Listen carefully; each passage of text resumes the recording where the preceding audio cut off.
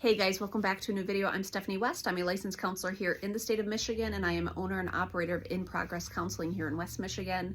What I would like to impart today is probably one of the phrases that I think paints such a beautiful picture of why boundaries are so necessary. And I honestly can't remember which book I read it in, but I know I've heard it before in a variety of places. So I can't give due credit. You can Google and give due credit. But what the phrasing is a country without borders is not a country. What would that mean related to us as individuals? We without boundaries are not well-defined people. That is a problem. If we are kind of going helter-skelter through life without structure, without routine, without limits, without expectations, those fundamentally make us very, very vulnerable. A country without borders is not a country. A person without boundaries cannot be a well-defined person. And so that's what I want to invite you into thinking. Have you ever slowed down enough in life to put together best practices for yourself, to figure out your limits, to notice where there are deficits, where there are skills that are not yet built? Do we slow down enough to sort through that and figure that out? If not, there's a very good chance that you are not yet well defined. And when we are not yet well defined, we are very vulnerable.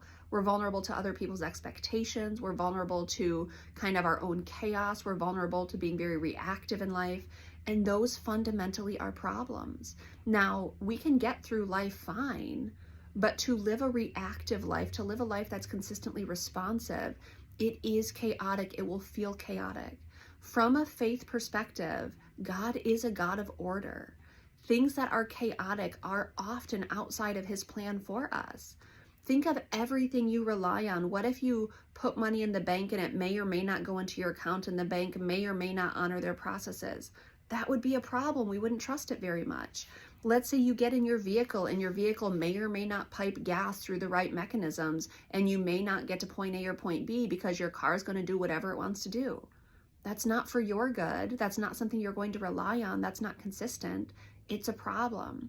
Processes help define us. Slowing down enough to figure out our processes is paramount. Slowing down enough to figure out our limits, our boundaries, our gifts to give. Those are fundamentally huge things you can do in your life to orient yourself towards kind of a higher calling, towards a greater good, and just towards being the best or at least a better version of yourself, for your family, for your communities. It takes some time, it takes some intentionality, but a country without borders is not a country. A person without boundaries is not a well-defined person.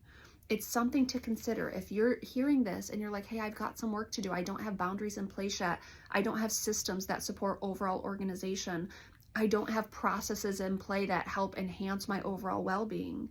Therapy can be a good place to start. Coming to see someone like me can be a good place to start, not because there's some big trauma history or there's some big overarching anxiety or there's, episodic depression or whatever clinical stuff we want to throw at it.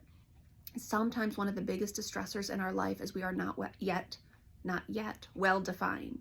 And if that's where you find yourself, feel free to reach out. There are people who can help with that. Don't stay poorly defined. That is not for your good, and that is not for your overall long-term well-being.